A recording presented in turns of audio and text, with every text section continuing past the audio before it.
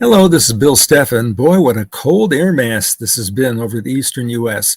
Early this morning, temperatures are expected to dip all the way to the mid 30s in Orlando, but stay a little bit above freezing, but below freezing across northern Florida. Places like Pensacola could see a reading of 32 by the early morning, maybe 28 or 29 for Valdosta, Georgia down there. You pass Valdosta on your way down to Florida on Interstate 75. But this is pretty cold air. Early morning, it'll be mid 40s all the way down to Miami, and probably about 55 in Key West. It'll be a little warmer out there by all that warm water. But pretty significant cold air mass for early November, or the first half of November. All right, let's talk about some cold here in Michigan. Look at some of the snow totals here. 7 inches fell in Ludington. 5.6 was a little bit west of Wayland, one spot there measuring that much. Mears and Vicksburg with 5 inches, about 4 inches at Plainwell, 3 inches Kalamazoo, 2 inches Muskegon, and 1.1 inches at Grand Rapids. And there were many other snow totals here to pass along to everybody. Look at the picture. The picture there is the Muskegon Channel, and it shows the snow falling there Monday afternoon. All right, let's take a look at some more snow totals for you. This is from down to the southwest a little bit. Mill Creek, Indiana had 15 inches, 14 inches at Walkerton, southwest of Valpo, 11 inches, 10 inches at St. Joseph, Michigan.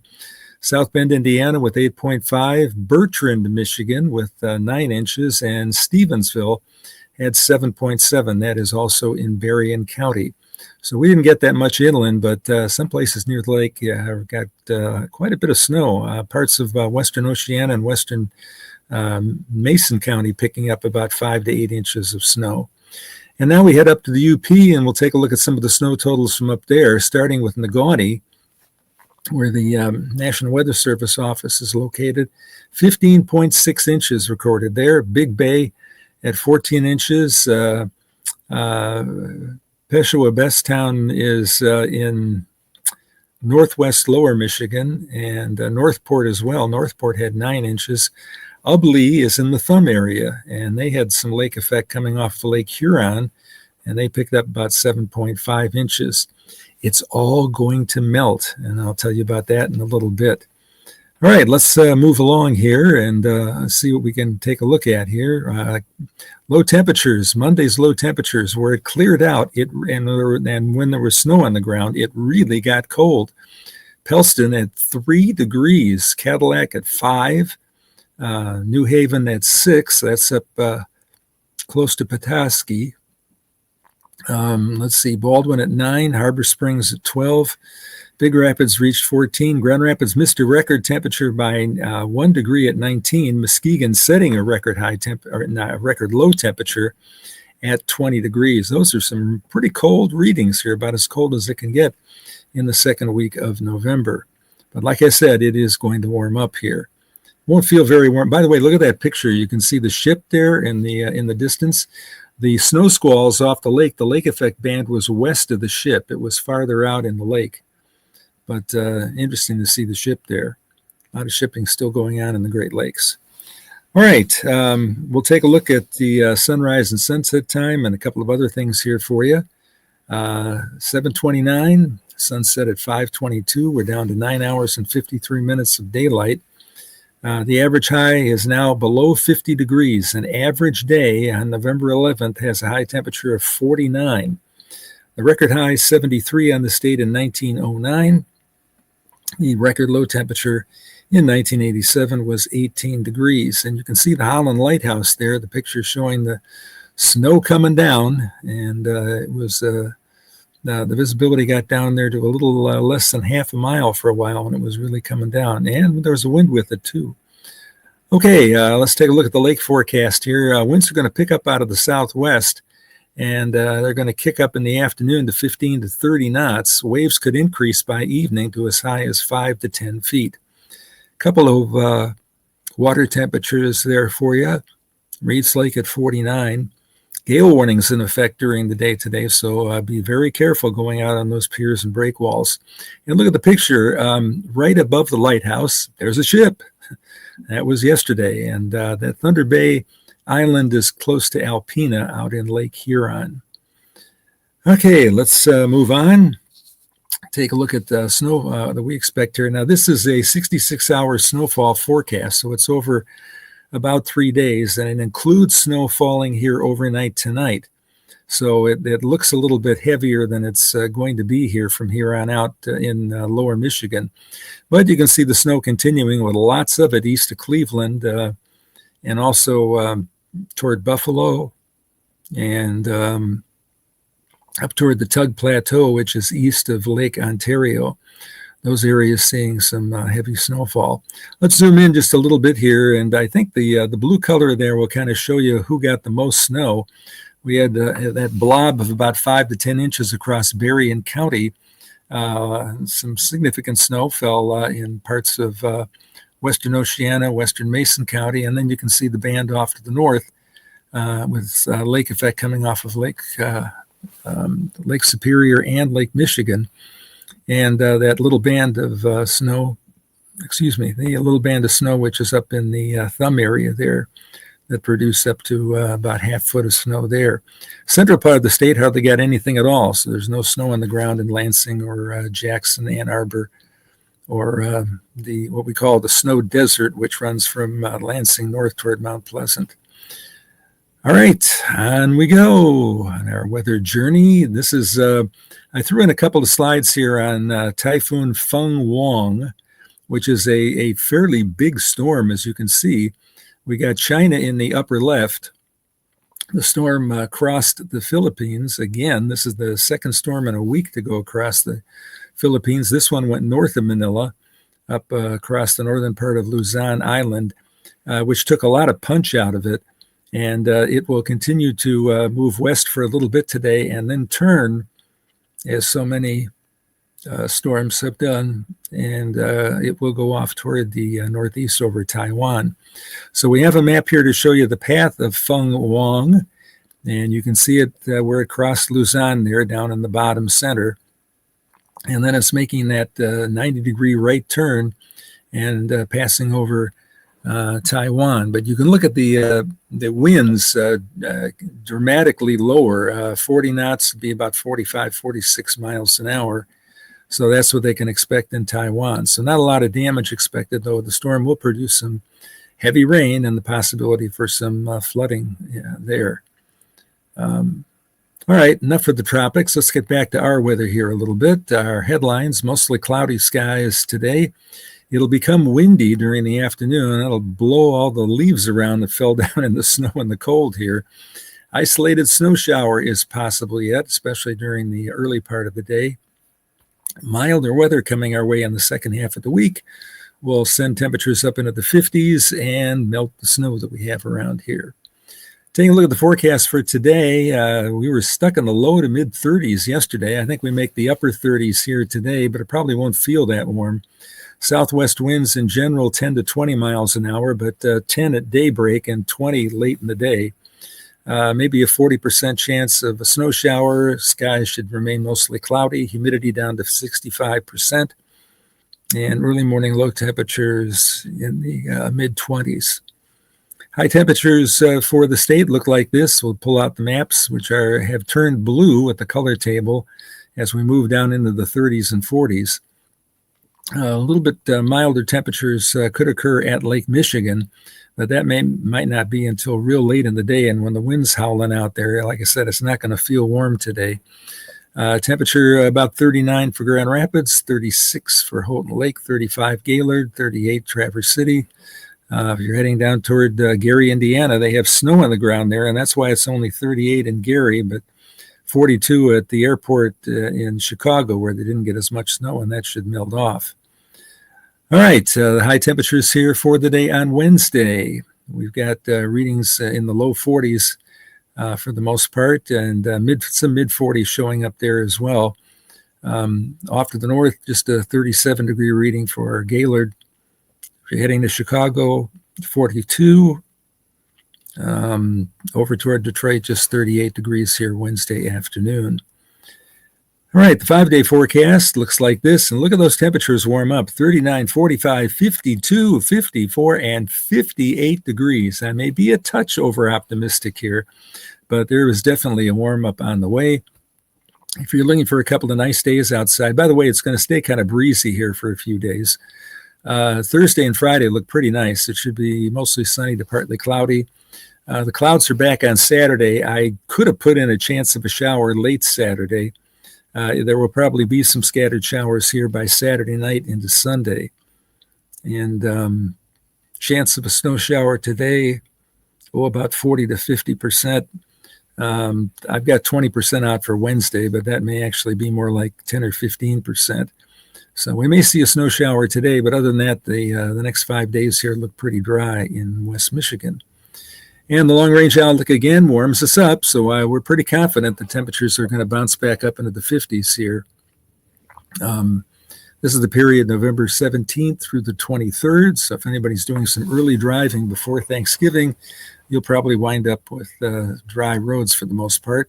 Stays cool in the western United States. One atmospheric river traversing the coastline there will provide some rain. So if we take a look at the moisture map for the 8 to 14-day period precipitation, you can see a lot of green in the western half of the United States, including places like Arizona, where there should be some scattered showers. Near normal precipitation expected on the East Coast. Well, Michelle is working at the airport tonight. We have your snow pics, and we have lots of them, including several from the same person. So let's get to them right now and see what we can see. Snowflakes were flying across West Michigan, and like I said, we had some places that saw quite a bit of snow here in West Michigan. We had pictures sent in to us from all over, and let's take a look at some of those pictures now if we can. First of all, we're going to go to Holland. I did not get a snow total from Holland, so if anybody keeps track of snow over there and gets a snow total, you might want to pass that along to me. But let's take a look at the pictures from Holland here. We have several of them from Matthew Hoeksema, snowband across Holland. And look in the distance there. You can see that dark cloud center and center left. And this system, as it was coming in, and Matthew sent us several pictures here with different times. This is the first picture. And what you're looking at is very similar to what a thunderstorm does when it comes in here during the summertime. This is kind of convective, feeding off the warmth of Lake Michigan. And so you're getting those clouds darkening up in the distance here. Now let's go to the next picture, and we'll show you what it looked like a little bit later. There, you can see it. It almost looks like there's a shelf cloud coming with it, or a roll cloud. You can see the waves are kind of picking up there a little bit, but the snow in the distance looking kind of grayish because it's, snow is essentially white. So it's reflected up there into the clouds a little bit. So let's go on to the next one. I think there's one more from Matthew. And there it is, continuing to come in. And you can see the snow coming in across the lake into Holland. And it ramps up pretty good. Sometimes as the snow bands shift east, you can have you can have it go from no snow to some fairly heavy snow in maybe 15 minutes. So that's interesting. Matthew, thank you for those pictures for us, and those come from Holland. And we have more pictures coming in for you to share, and one more from Matthew. Snow bands across Holland. You can see, and this is looking probably to the south. And you can see where the waves have come up and dampened the sand right there. A little bit of what looks like blue sky in the on the left center of the picture right there, but the squall coming in off the lake there to the right. When you have these snow squalls come in, sometimes the wind can pick up. I grew up 2 miles from Lake Michigan, and I remember a couple of times when the wind really picked up and the snow came up, and then when the squall passed, the wind died down to 5-6 miles an hour. So it was pretty interesting. Okay, once again, thank you, Matthew, for those pictures. Let's go on and take a look and see what we have next. We're heading to South Haven. I had blueberries for breakfast Monday morning, a big bowl of South Haven blueberries. They were yummy. Let's take a look right now at some of the pictures from South Haven. And we have a number of pictures to share here. This is from Linda Kaufman. And look at how similar this looks to the pictures that Matthew had from up in the Muskegon area there. And you can see the whitecaps on the water. Waves were running about 5 feet. And you can see the low clouds, the hanging clouds as they were coming in Like I said, it looks kind of like a summer thunderstorm. Let's go on to the next one here. We have several from Linda to pass along. See what we look like here. Here's the second picture, and as you can see, the waves coming in um, fairly connected all the way across here. Sometimes the waves are kind of disjointed a little bit here. But again, you can see the darker clouds out over the lake. That's where the famous snow band, the lake mid-lake snow band, is. Winds were more northerly, so that band went down the lake down toward northern Indiana. Okay, another one from Linda coming up. We've got a number of these to share with you. Those waves look a little scarier when you're sitting down there at beach level instead of up on the bluff a little bit there, but that's interesting. I have a boogie board, and I have spent quite a bit of time, not recently, but splashing in the water with it. Those waves look nice, but way too cold for me, something like that. And look at that kind of shelf cloud that's there with the heavier snow going on behind the shelf cloud. All right, let's go on to the next one. I believe we have one more from Linda here and see what that shows. Yeah, there it is again. And again, we've turned around here, probably looking in the opposite direction. And you've got that kind of shellfish looking cloud there in the distance in the dark, where the cloud is thicker.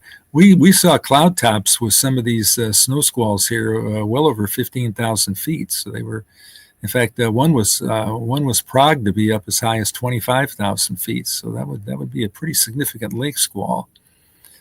And you can see the driftwood there. It's interesting is when we have a really strong wind, the water comes up and up on the beach a little bit more, and it can push the debris, heavy log like that, well up on shore. And then, of course, the lake retreats back again.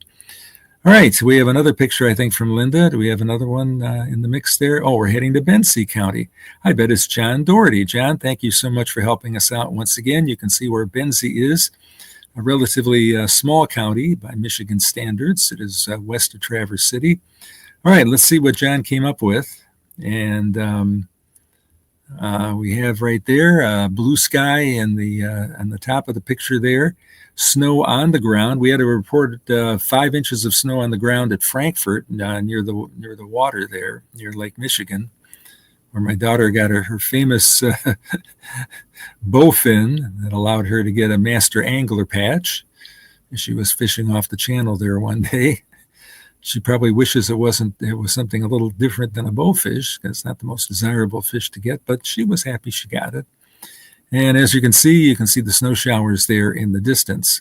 So thank you, John. I hope you've had fun shoveling snow up there, or clearing the snow, or at least looking at the snow out the window.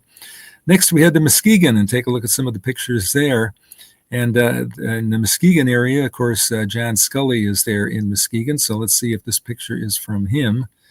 And yes, it is. And look at that. There's some snow on the ground there. Doesn't look like as much as 5 inches, but it is still snowing when he took that picture. And surely a winter scene.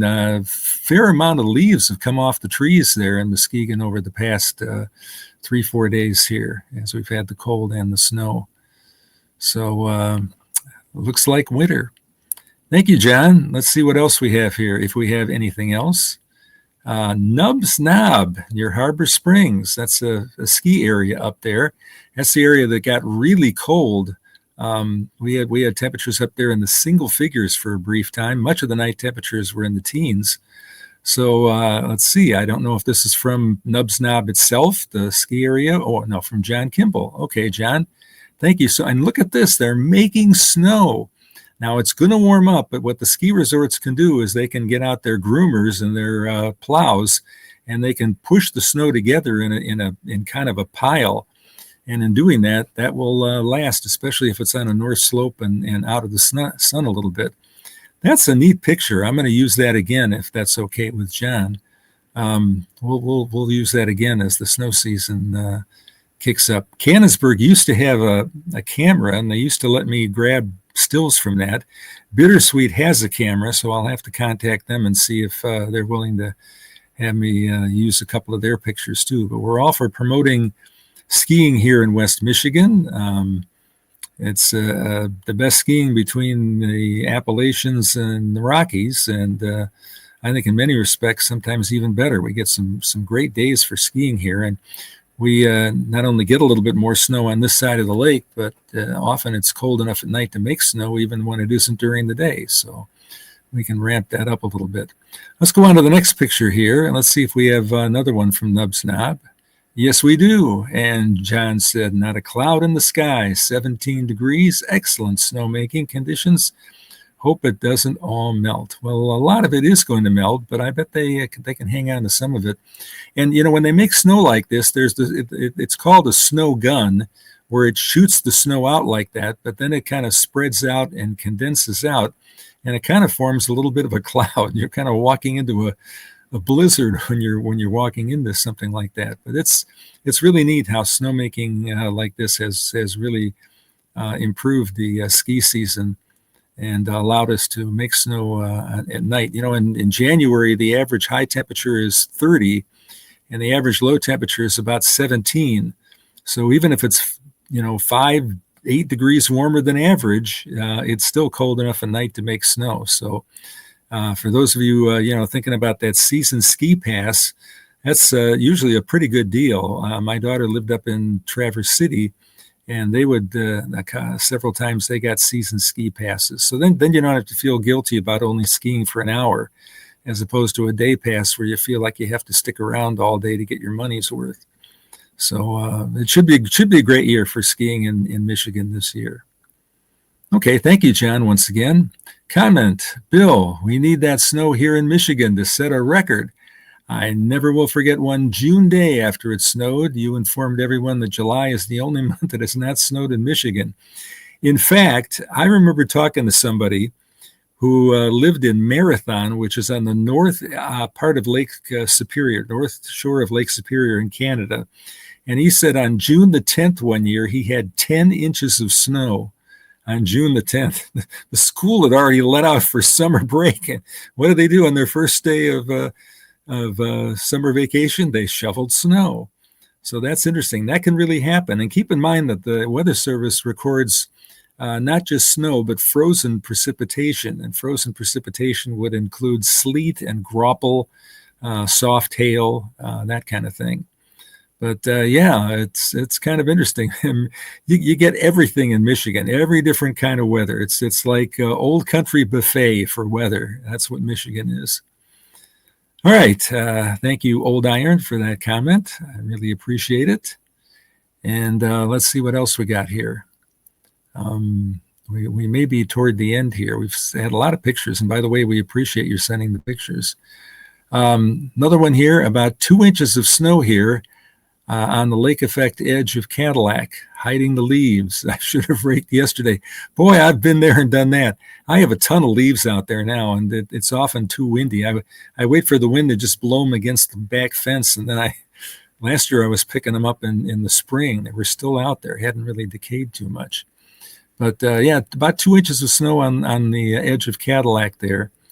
But really interesting. I took a picture of the leaves at the athletic field where I was walking today, and there was one tree there that, I mean, literally 3/4 of the leaves on that tree fell off in one day, and they were all yellow, and the entire ground was yellow. I mean, just there wasn't a single bare spot there, so it was pretty interesting. And now the wind is going to ramp up again and continue to blow the leaves around there. All right, thank you, Sam, for that. Appreciate the comment. Always appreciate your comments here. YouTube channel, by the way, is Bill Steffen 616, so check that out. Another comment, this is from Barb Phillips. Found out crossing a slippery snowpack school parking lot, also covered in clear ice, the tennis shoes do not grip on ice when it's so cold. I'm heeding my own advice to avoid those slip and fall events. Never again will I leave home without traction boots whenever the ground ices over. And boy, I can second that. I took quite a spill one night, golly, about 6-7 years ago, maybe it was, in the parking lot at Wood TV. And it was lucky I had my cell phone with me because I slipped on glare ice. There was water dripping off an awning there.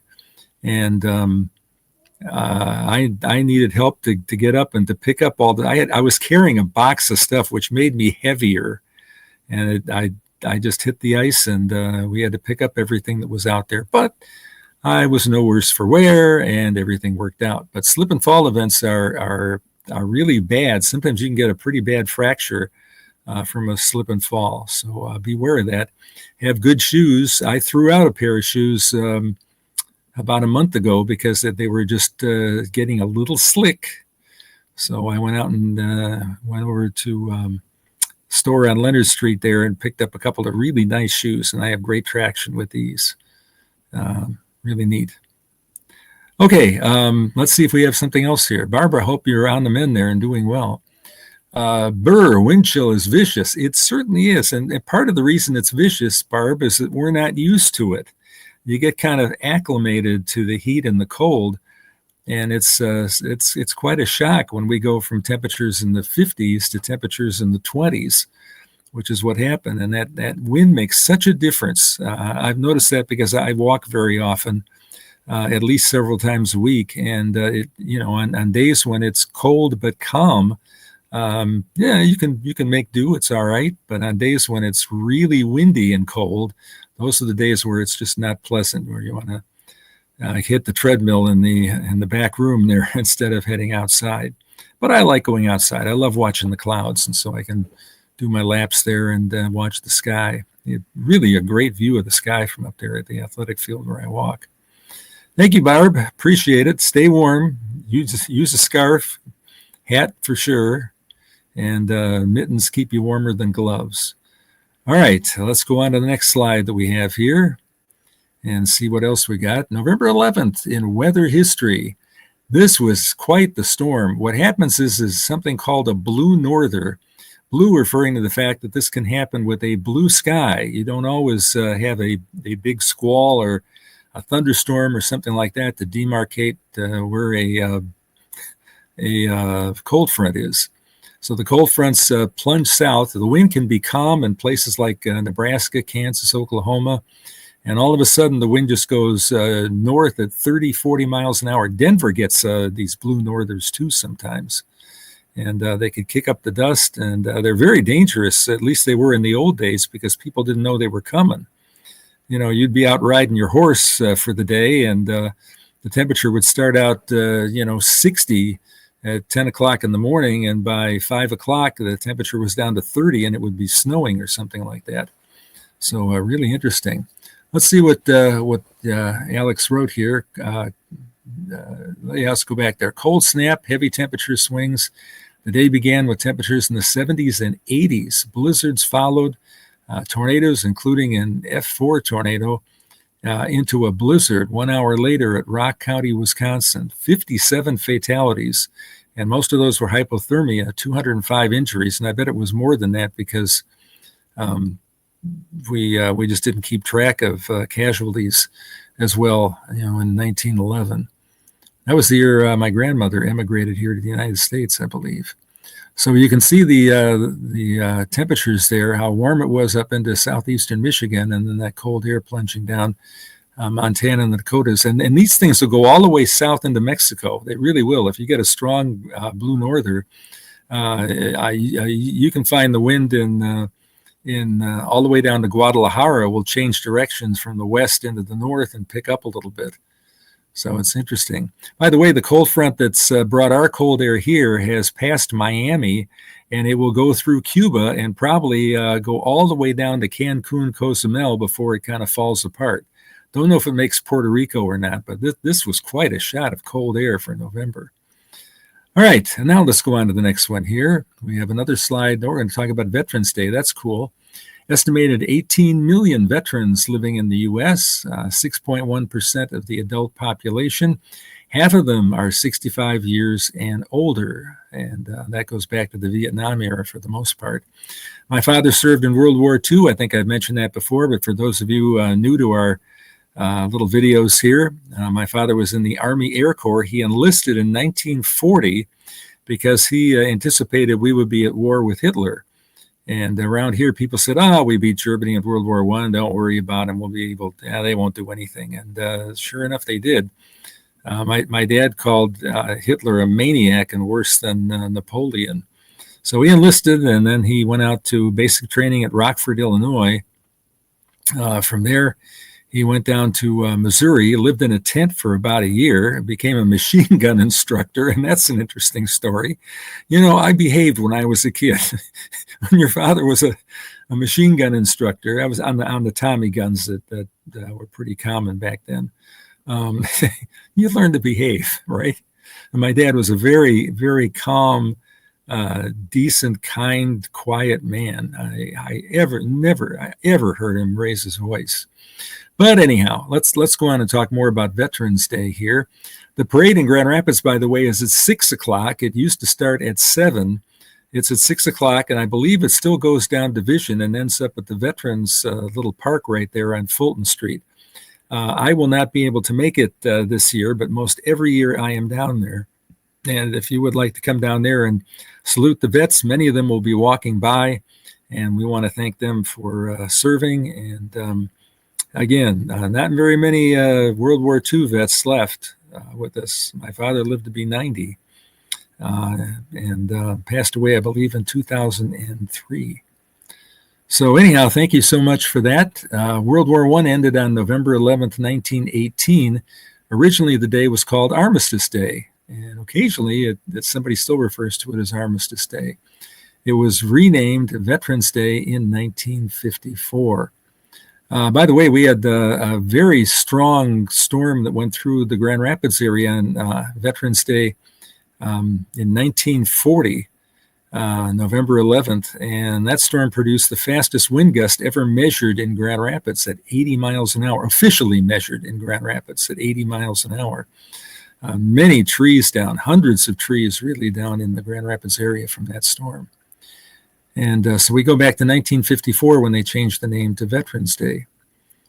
Okay, thank you. And by the way, in Veterans Day, here's a trivia question for you. In 1954, how many stars did the American flag have? Think on that one. See what you come up with.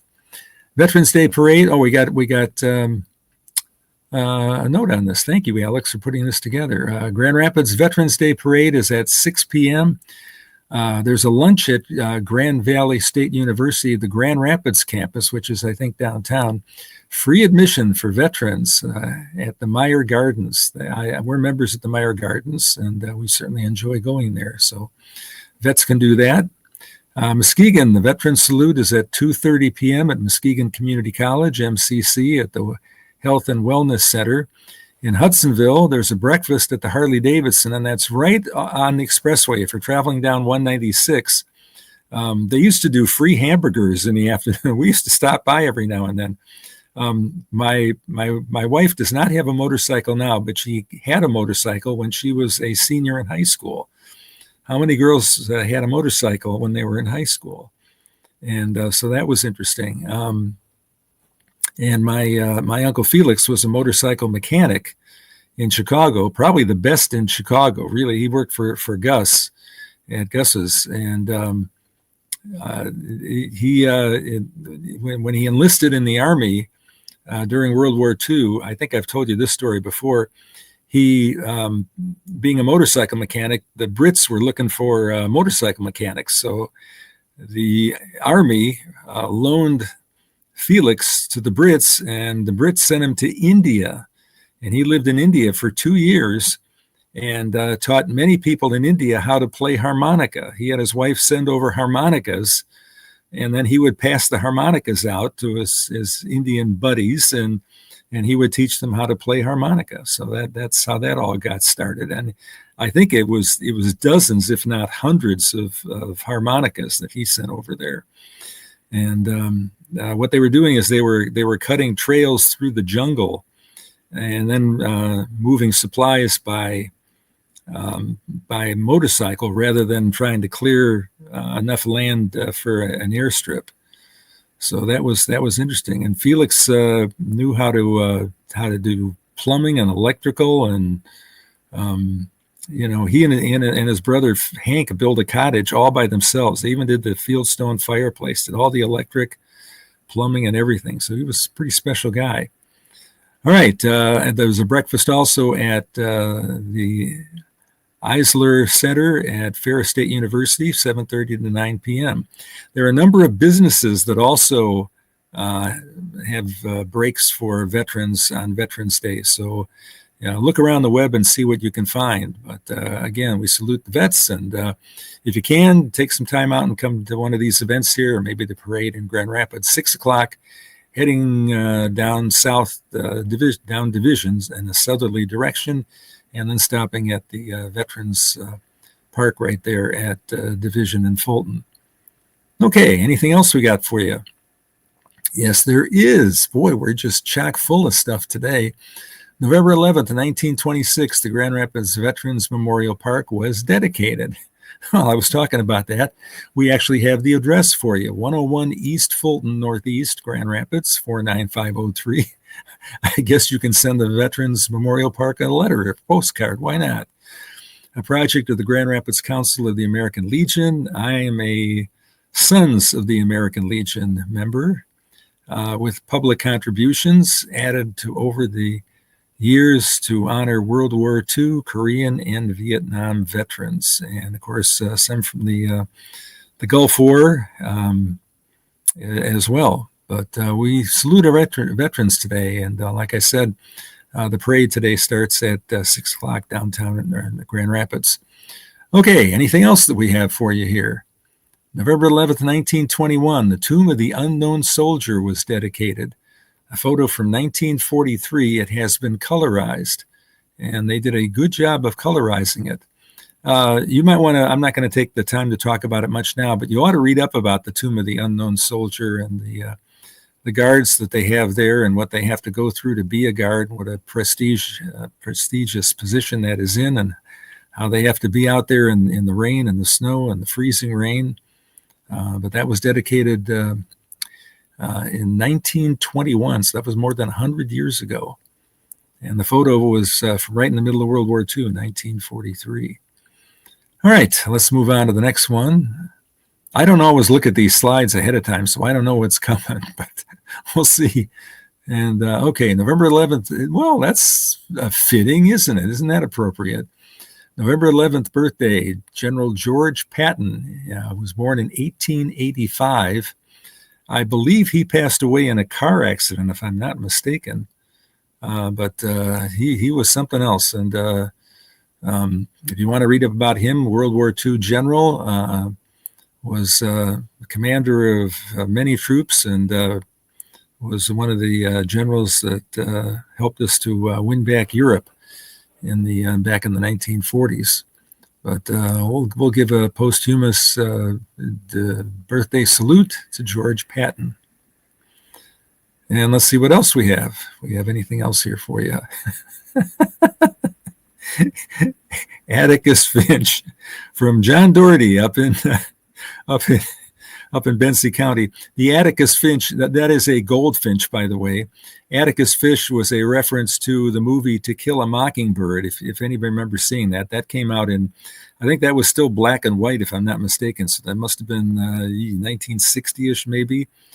Gregory Peck was Atticus Finch, who was defending somebody in pretty much of a courtroom drama movie. Good movie, so you might want to check that out. But we'll say, I hope that Atticus Finch here is not minding the snow too much. The finches stay around here during the wintertime. Every now and then I'll see one come to one of my bird feeders here. Thank you, John, and thank you, Atticus Finch. Made my day. All right, let's see what's up next, if we have anything else like that. The slides just keep coming here. Oh, yes, final salute to veterans. Thank you to all of you who served. I hope you have a great Veterans Day, and I hope you can find something that really deserves your time and effort here this day. All right, do we have anything else here to pass along, or are we done here? If you see a picture of me in the snow, that means we're done for the day here. A lot of slides. Thanks to Michelle and Alex for producing some of those slides there for me. And I hope all of you stay safe in the cold and the snow out there. Keep in mind that with the temperature a little bit below freezing, there are icy spots out there this morning, especially in areas, of course, that They had some of the heavier snowfall totals. But thank you so much for staying with us here until the end, and have yourself an awesome day.